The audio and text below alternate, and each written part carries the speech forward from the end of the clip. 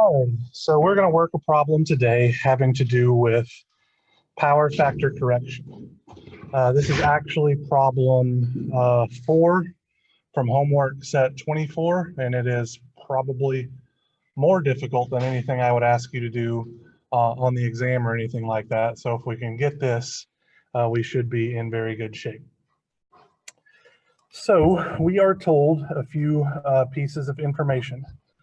The first is that the magnitude of the RMS current flowing through our load is 25 amps RMS, so we have no information whatsoever about the phase angle. I want to make that clear. We're told that our load draws 13 kVA at a power factor of 0.61 lagging. We are also told that our voltage source, Vs, the value of which is unknown, operates at a frequency of 60 hertz, and our goal is to put a capacitor C in parallel with our voltage source such that our voltage source is supplying power at a power factor of 0.92 lagging. So for any power factor correction problem, and that's exactly what this is, our ultimate goal is usually to find the power factor, the complex power absorbed or supplied by our source, supplied by the source before we put the capacitor in parallel.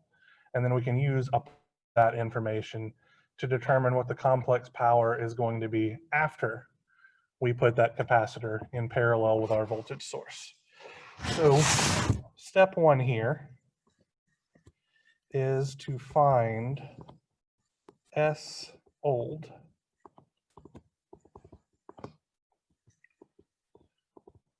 The complex power supplied by our voltage source Vs before power factor correction, because we can't correct the power factor and all that kind of good stuff if we don't know what we are correcting it from.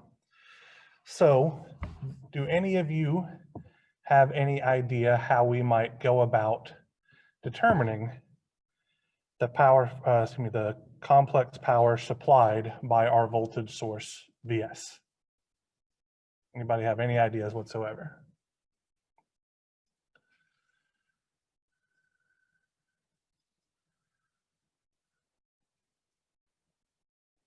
So I believe that it was suggested last class meeting, I believe by Mr. Carrick over there in the red shirt, that the complex power supplied by the source should be the same as the complex power absorbed by the loads. Does anybody have any disagreement with that? Okay. So in this case, what I'm suggesting is that S old will simply be the sum of the complex power absorbed by our transmission line, which is represented by this 4.9 ohm resistor, and the complex power absorbed by our load, that box. So the total amount of power supplied by the source has to equal the total amount of power absorbed by everything connected to the source. Again, should not be any groundbreaking or revelating bit of information there. So how could we determine the quantity S load? Let's start there. We're given that it absorbs 13 kVA at a power factor of 0.61 lagging. So this is extraordinarily similar to what we did at the end of class on, if today is Wednesday, Monday. So what should we do here?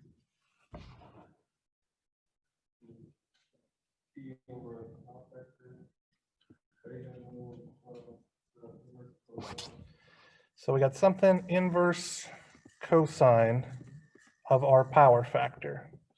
I believe that you had suggested that we divide P by our power factor at the beginning, right? So is 13 kilovolt amperes representative of P, the average power, or is it representative of S, the apparent power? It's S, so we don't need to do anything to it. So it's just going to be S angle inverse cosine of the power factor. So that would be 13 with an angle of, did I remember to bring a calculator today? Yes.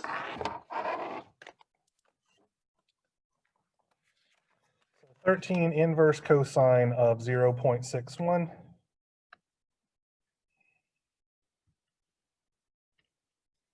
My calculator is in degree mode, so that would be 52.410 degrees. Kilovolt amperes, and let me convert this to rectangular form just for the sake of argument. Oh, well, no, because we're going to need that information specifically. I'll get to that in a moment. All right, so let's see. I have 13 angle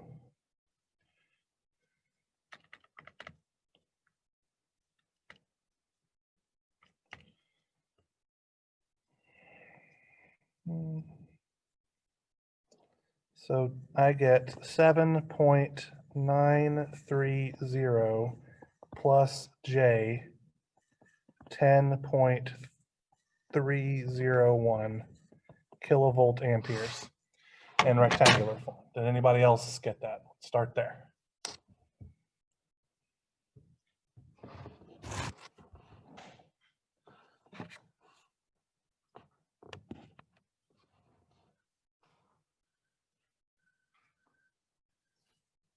All right, I got a couple of thumbs up. Anybody have any questions, comments about how we came to this conclusion? Let's start there. All right. Do any of you guys have any idea how we might determine the complex power absorbed by our wire? Or have any idea why my pen is writing 2 millimeters under where I'm telling it to?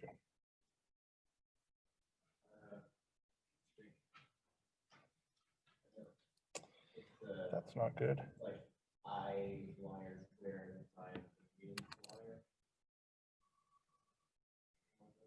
Sure, hold on just a second. I may have just broken my pen.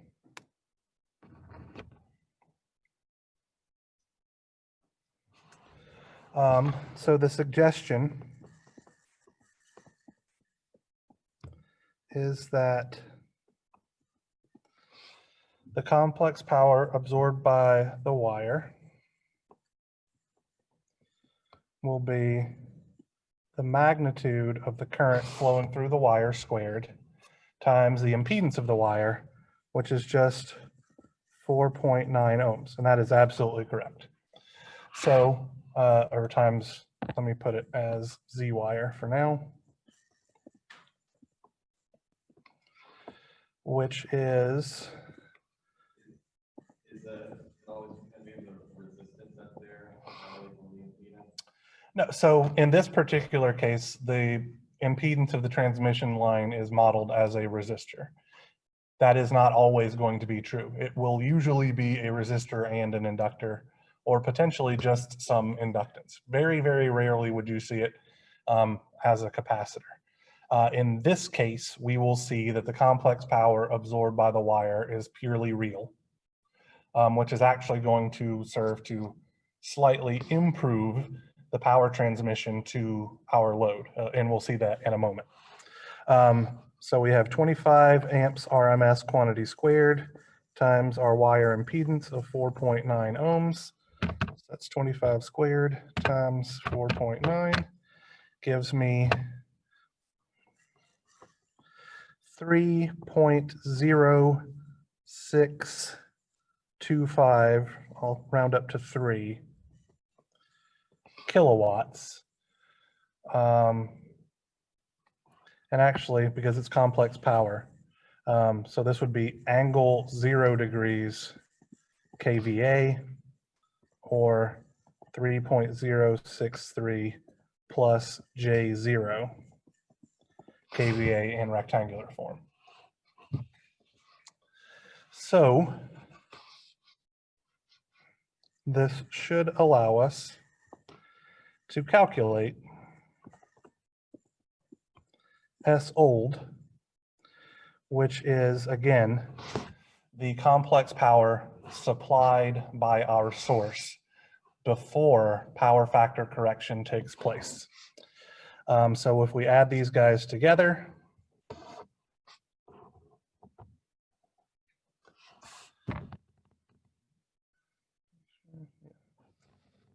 so we're going to have 3.0625 added to that 7.930, so 3.063 plus 7.930 gives us 10.993 plus J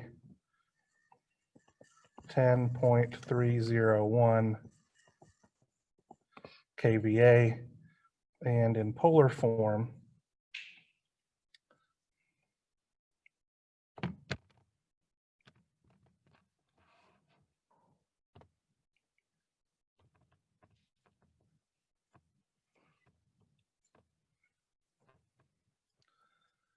that looks like 15.065 with an angle of 43.139 degrees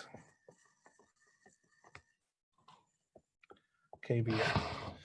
So one thing that I want to point out here, I mentioned a moment ago that the wire having a purely resistive impedance actually served to kind of start power factor correction to some sense. And what I meant by that is if we look at the angle of the load by itself, we know that it's operating at a power factor of 61%. We have an angle of 52.410. With the wire included, our angle has decreased to 43.139 degrees, which means the power factor at which the source is operating is higher than the power factor at which the load is operating, because our angle is smaller, right? The smaller the angle we get, the closer to 100% power factor we are. Just for the sake of argument, let's find out what a power factor this corresponds to. So our power factor old would simply be the cosine of this angle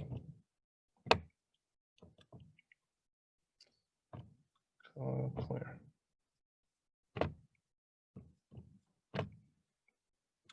which I get to be 0.730, lagging because it's positive. So our goal then is to correct our power factor from 0.73 to 0.92 lagging. And we accomplish this by placing a capacitor in parallel with the voltage source. All right, so anybody have any questions about how we found S old, the complex power being supplied by our source before our power factor correction capacitor is placed into the circuit? About any of the steps, any of the math involved, any of the reasoning behind anything?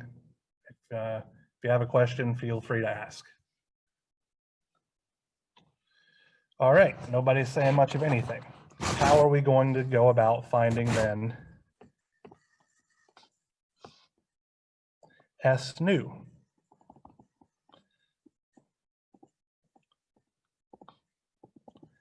Which is the complex power supplied by VS after power factor correction.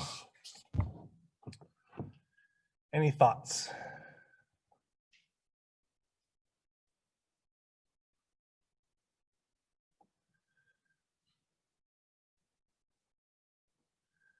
All right. How many of you actually watched the video on power factor correction? Most of you, great. So which part of S old do we hold constant when we're determining our new complex power?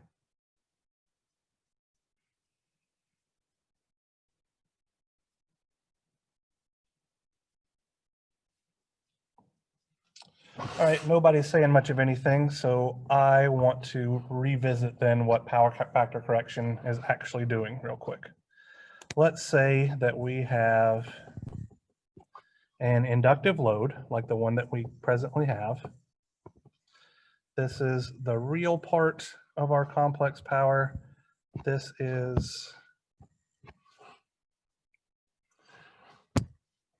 the imaginary part of our complex power, and our previous angle was, let me go back a page, 43%.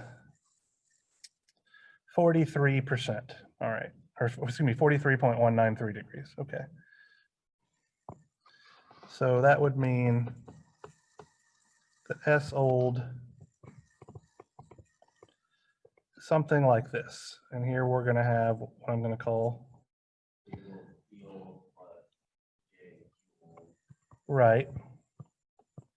So this projection, if my pen thing will work, onto the real axis is P old, the old average power, and the projection onto the y-axis is Q old,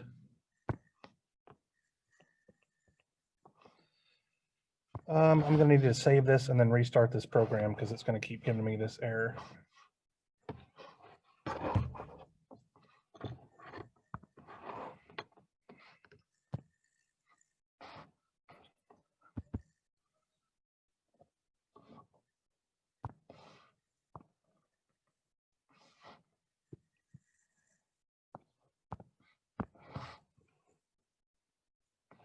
All right. And the projection onto the imaginary axis, as Carrick said, is Q old, which is the reactive power absorbed by the load before power factor correction.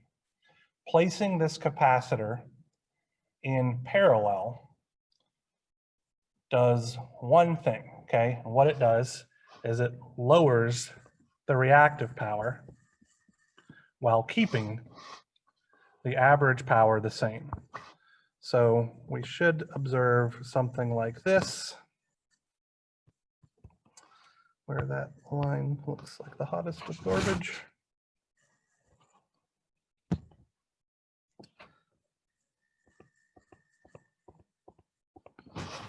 So Q is reduced, P old remains the same. And the reason why we approach power factor correction in this way, we could lower our angle by raising the average power absorbed by the load, but that's what we as a consumer pay for. So you would be, running up your electricity bill in order to avoid paying a fine. Doesn't make a whole heck of a lot of sense. By placing this power factor correction capacitor in, you have a one-time cost that is keeping you from being fined or penalized in perpetuity, as long as your loads stay roughly the same. So hopefully this explains why we're going to keep P old the same for both the old complex power and the new complex power. So we are going to find S new then.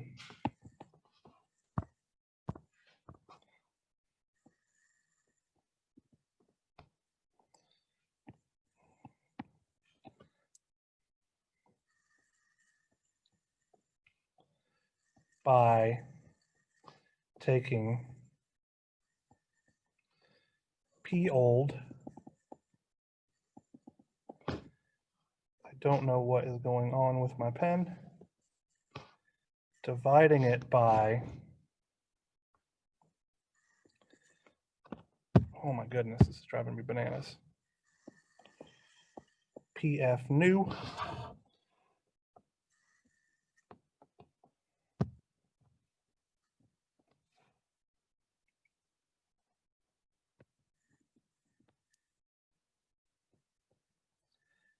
taking the inverse cosine of PF new. So that's going to give us our new complex power supplied by our source after power factor correction has been applied. So for us, this would be 10.993 kilowatts divided by 0.92, inverse cosine of 0.92. And I'm only going to give us the answer in rectangular.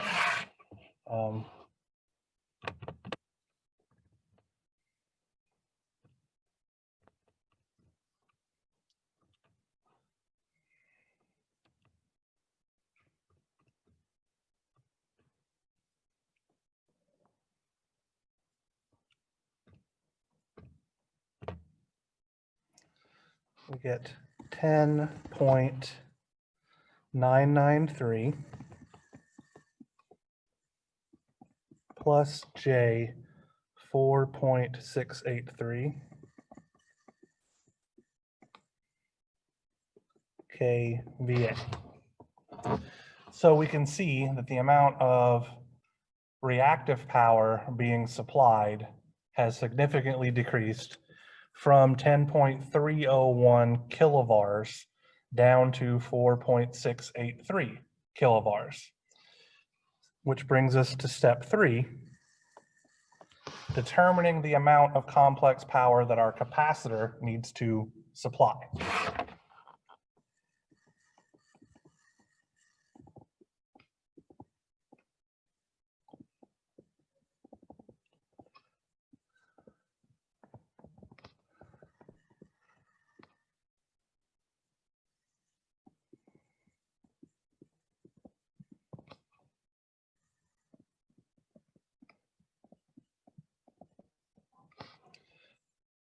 Where S cap, the complex power for our capacitor, is simply S new minus S old, which is the exact same thing as J Q new minus Q old, which would be J 4.683 kilovars minus 10.301 kilovars.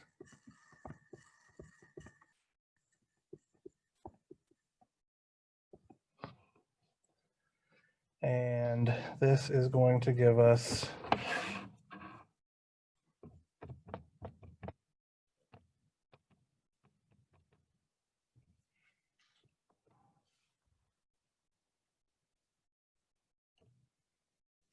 negative J 5.618 kVA, or negative 5.618 vars. So vars shouldn't have a J in front of it. Kilovars, it's okay. So this is the complex power that our capacitor is providing to our system.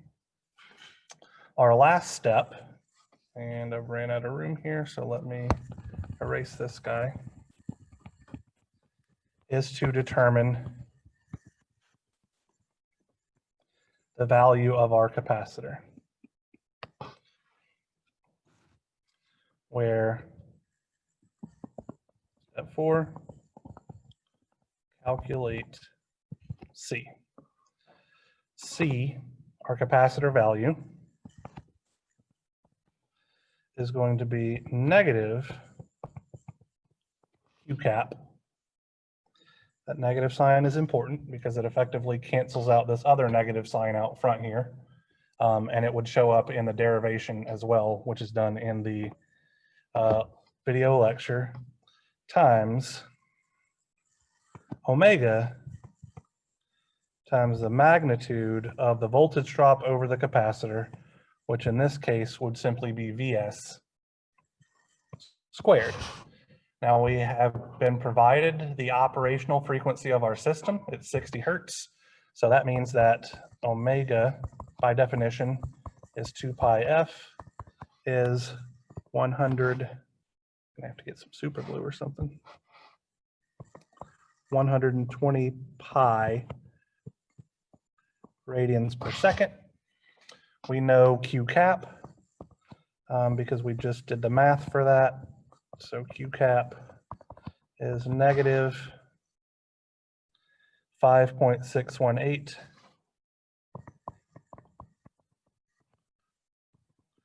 kilovars. What we don't have is the magnitude of the voltage drop over our capacitor. So let's circle back around to our schematic diagram and talk about how we might find that. So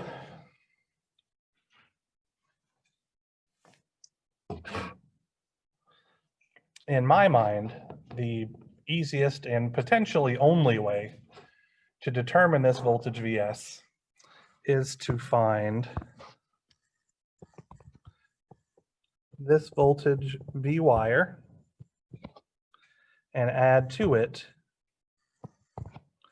this voltage V load. Why is it not continuing to write my thing? It's not on there. This is bananas.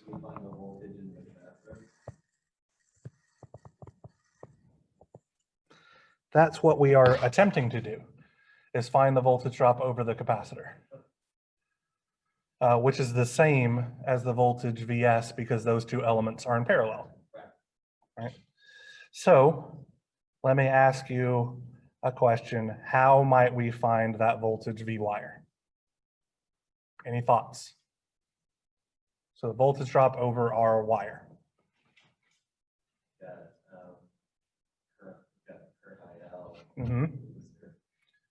Right, so we can literally just use good old Ohm's law and find the voltage drop over the wire. No problem whatsoever there. So let's come down here. This is kind of an aside. V wire is simply IL times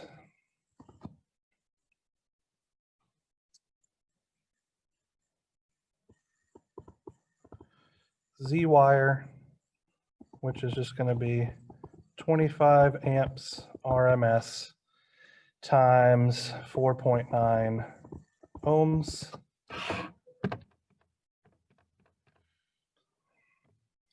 $122.5 volts RMS. Anybody have any problems with our methodology there? It's just good old Ohm's law, same thing we would have done on the third day of class. Nothing wild or crazy there. Let's circle back around to that first page then. How do you think we might go about finding the voltage drop over our load?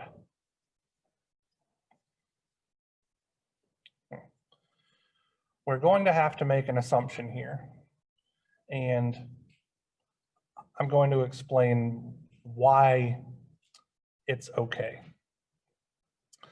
So we're told specifically that the magnitude of the current flowing through this system before power factor correction is 25 amps RMS. I'm about to suggest that we treat that as 25 amps with an angle of 0 degrees.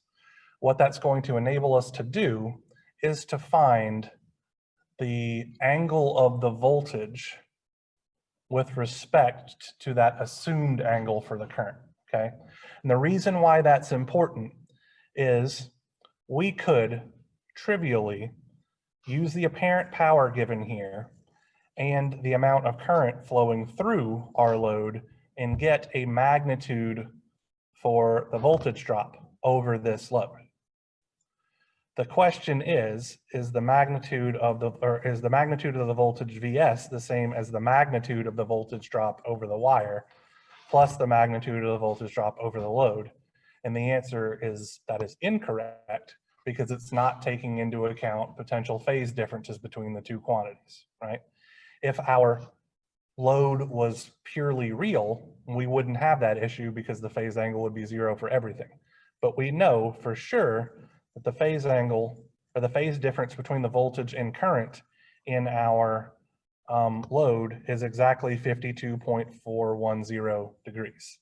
So we're going to make an assumption here that the current is operating at a phase angle of 0 degrees, and then the voltage is just going to be offset from that reference point, okay?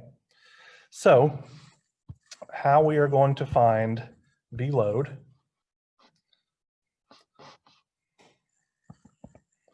we know that S load is equal to Vload times the conjugate of I load, or IL, right?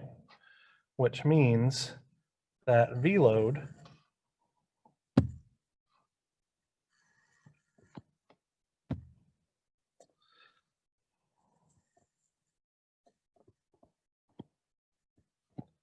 is simply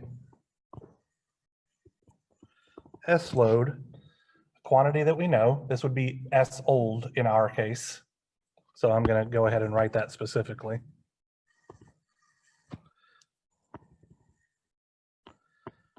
Stop writing weird things, pen.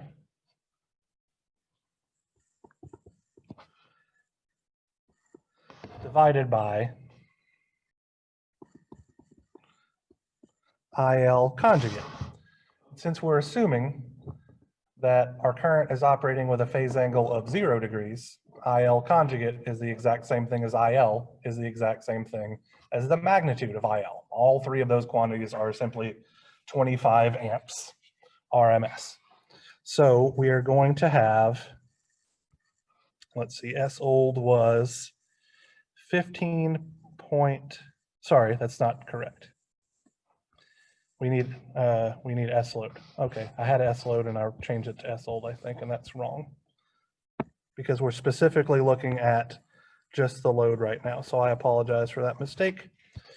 All right, let's circle back up here. 13 angle 52.410 degrees.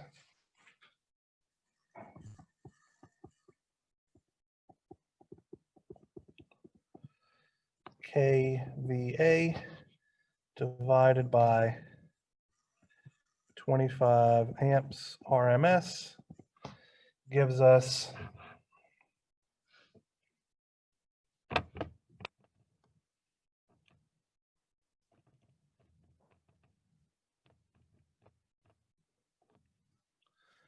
520 angle 52.410 degrees volts RMS. Anybody else get that same result? Hopefully 13,000 over 25 is 520.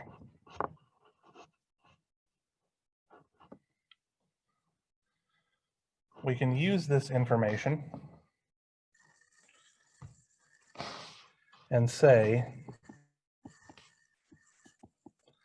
Vs is simply equal to the sum of V wire plus V load. And the reason why I can make that assumption with regards to the angle is that we don't even need technically the angle of our voltage source Vs. We only need the magnitude, because it's the magnitude that gets put into our capacitor equation. So that's why I'm not screwing anything up right here. I'm just assuming an angle so that things will work out. I could have assumed literally any angle and I would still wind up with the exact same magnitude for my voltage source if I followed these steps. So when I add these two quantities together, 520 with an angle of 52.410 degrees. And I add to that 122.5 with an angle of 0 degrees. I get 602.595 with an angle of 43.140 degrees volts RMS. And then finally, I have enough information to calculate my capacitor value C. So C is negative 5.618 times 10 to the 3 volt amperes reactive divided by 120 pi, which is my angular frequency. I got that from multiplying 60 hertz, the operating frequency we were told at the beginning of the problem, multiplied by 2 pi. And then we multiply this guy by our magnitude of our voltage, which we found to be 602.595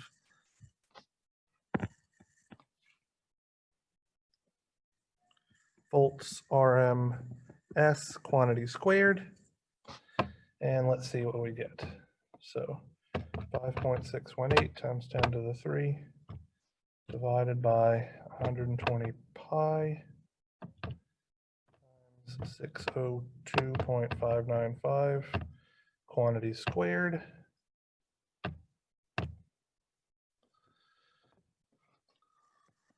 (4.104) times 10 to the minus 5 farads, or 41.039 microfarads. So that is the size of the capacitor that is needed to change the operating point of our source from a power factor of 0.73 lagging to 0.92 lagging.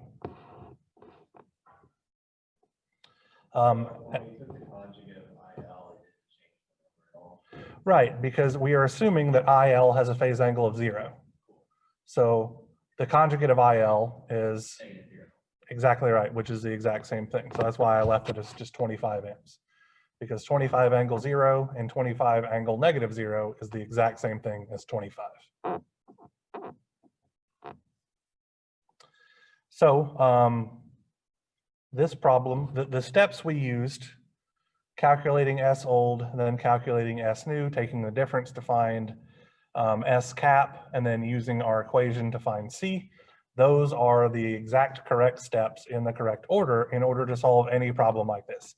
That being said, this particular problem was, I would argue, significantly harder than anything I could ever put on your test. So if you look at the old test that is available, I probably give it to you as a word problem where I tell you either the complex power or the power factors and all that kind of stuff so that you can do it in literally 2 to 3 calculations, not 7 or 8.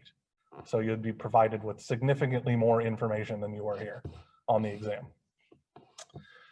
Any questions about this power factor correction problem? All right, so what I have left to do today then is our lab assignment. So give me just a moment to pull up the waveforms.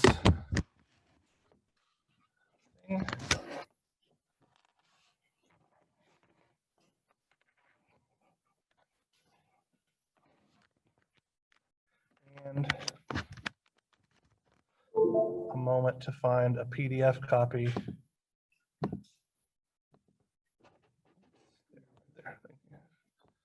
of the lab sheet.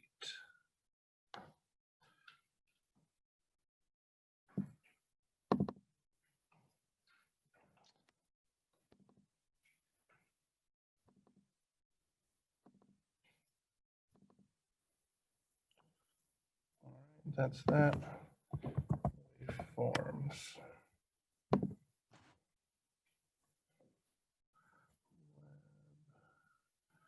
right, so found the device, so that's good. We're doing lab 8. So let's click on this.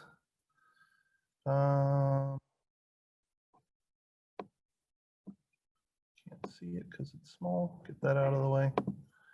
All right, board power's off, so let's turn the board power on. Let's look at our sheet. So connect the Explorer board to the laptop, done that, made sure it's plugged in and powered on, literally just did that. I've opened the waveforms, I've opened the lab 8 thing, tells us what we're gonna use. We have a 100 ohm resistor, 200 ohm resistor, etc. All that's over here with me. Using a multimeter, measure the 100 and 200 ohm resistors. So according to Dr. Harbour, the 100 ohm resistor has a value of 101.8 ohms, and the 200 ohm resistor had a value of 198 ohms. Sure. Displayed for us right up there. And then it asks us to build the circuit below on the Explorer board, which it appears has already been done. I may not 100% agree with how Davis has done it, so let me look at some things real quick here. So when I put the capacitor in, it's going to be between this point and ground.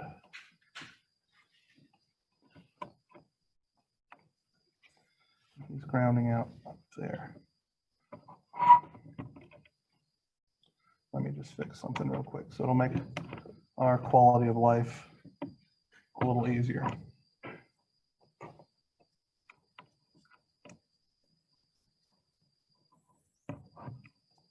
All right, I think that should work. All right, so the circuit has been constructed. It's telling us how to connect things. Well, that's not important to you guys.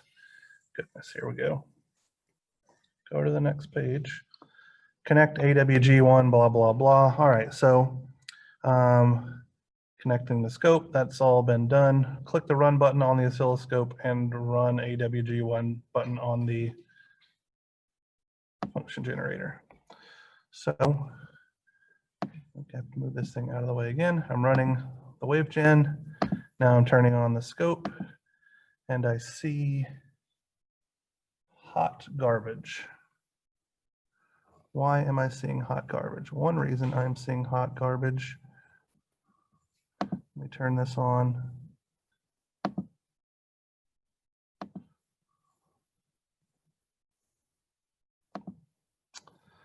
All right, that did not remotely fix things. So let me eyeball this circuit here real quick. So here is my resistor, and that is connected to scope 1.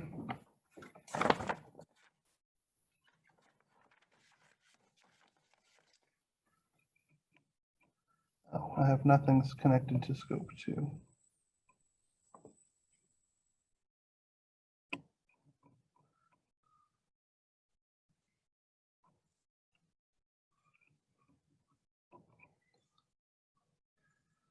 All right, hold on just a second.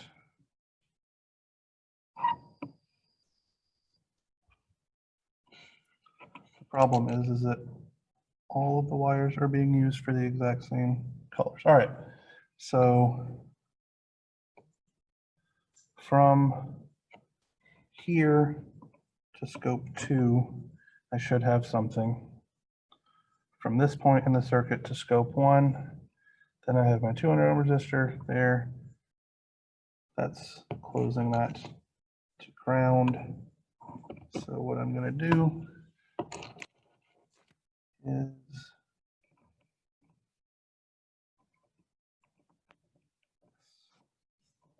all right, now it's fixed. Okay. Blah, blah. So it says from the graph, does the current lead or lag the voltage across the inductor? The orange line is the voltage and the green line is the current. So which one is leading the other?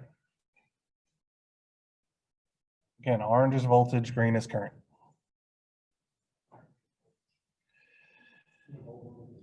The voltage is leading the current because the voltage, the orange curve, has its peak earlier in time than the peak value of the green.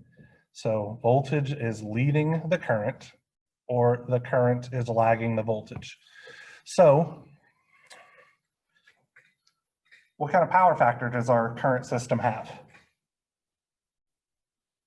Anybody? And what I mean by this is leading or lagging.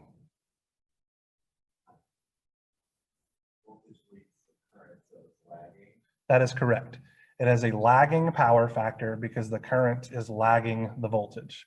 It would have a leading power factor if the current were leading the voltage. So we are told to adjust the horizontal cursors so that we can measure the phase shift. So I'm going to put cursor 1 on the peak of the voltage, and I'm going to try to move cursor 2, if I can grab it. So finicky, there we go, to the peak of the current. Let me see what's in chat real quick. The measured values of the resistors, Cade, were 101.8 ohms and 198 ohms, respectively. All right, so the time difference between these peaks, which is 4.0469 microseconds, is representative of the phase shift between these signals, just as it was in our last lab assignment, okay? So our delta T, again, is 4.0469 microseconds. We can convert that time shift we can convert that time shift, it says phase shift, but it's time shift, into an angle by multiplying our delta T by a factor of omega, where omega, it says, is 2 pi times 32,000. So I'm just going to double check real quick here and make sure we're running at 32 kilohertz, and we absolutely are. So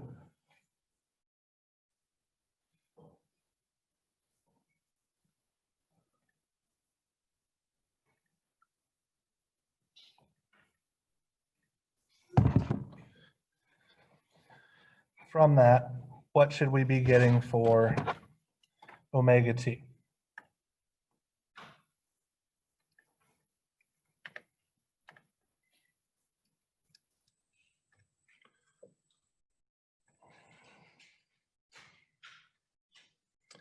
Just as a reminder, microseconds is 10 to the minus 6.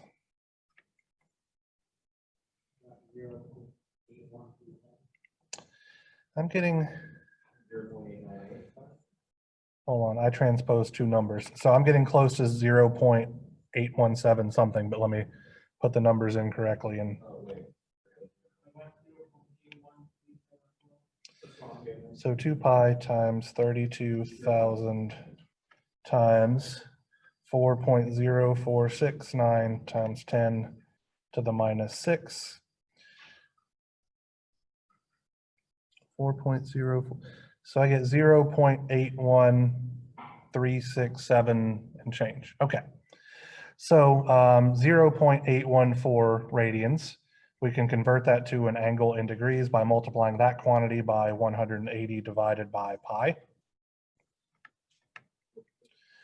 46.620 degrees. So that value is a positive number. So since the phase angle between the voltage and current is positive, again, this simply confirms that we are operating at a lagging power factor, which is what we've already discussed. We are told to then add a 10 nanofarad capacitor to the circuit. So what do you think this is going to do to our phase difference between our voltage and current? So we're putting the capacitor in place, which should be lowering the angle between them, right? So we should see that that gap between the peaks gets smaller. So let's verify that real quick. I'm going to put this guy in here and then ground here.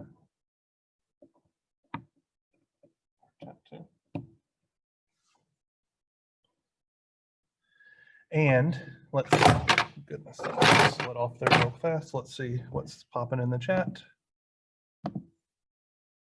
Okay. So our peak value has slid over to the left considerably. So whereas before we had roughly a 4 microsecond time shift between our peaks, we now have a close to 1.5 microsecond. It is exactly 1.4595. So again, we'll take that time shift between our signals and calculate a phase angle.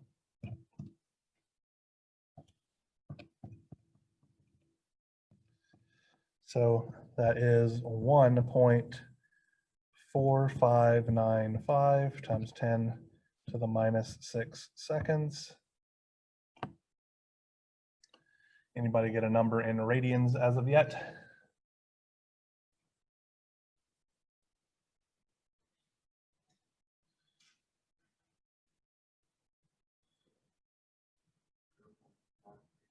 .293, okay.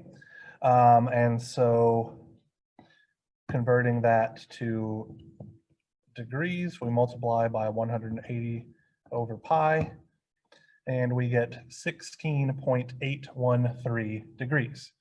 So our phase angle decreased from, what was it, 43 degrees thereabouts, down to close to 17 degrees. So just for the sake of argument, what was the angle in degrees before I put the capacitor in place? 46.62. So then our power factor was 0.687 lagging. Now it is 0.957 lagging. So we have seen that placing that capacitor in parallel does exactly what we would expect it to. It raised the power factor. So our last part of this experiment is we place our second capacitor in parallel.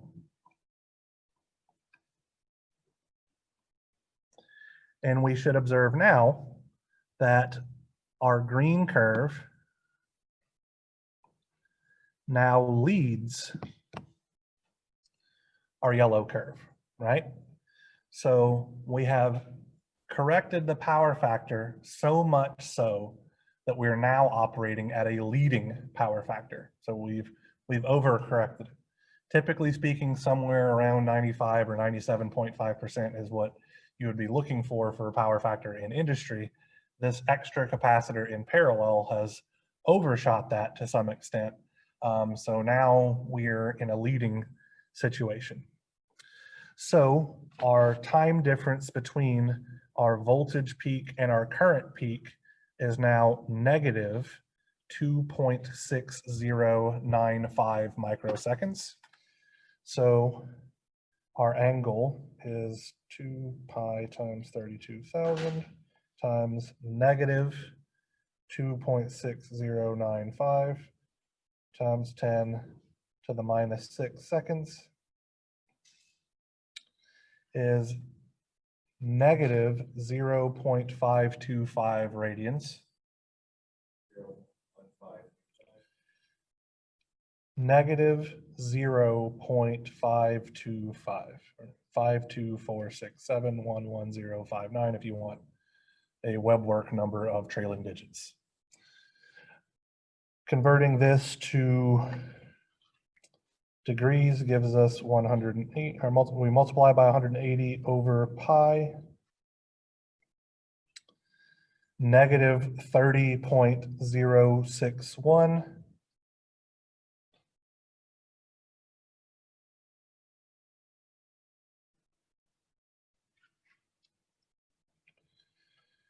So we have changed from a power factor of 95.7% lagging to a power factor of 86.5% leading by putting this extra capacitor in and overcompensating our system effectively.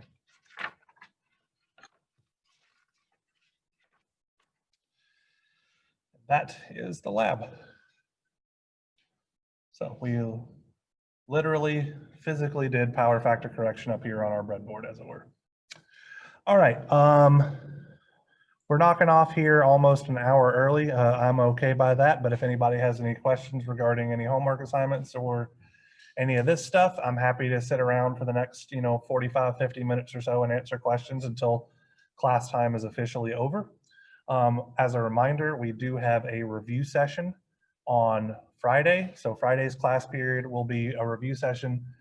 Because the class is small enough that we can all meet in person, I won't be doing it specifically over Zoom.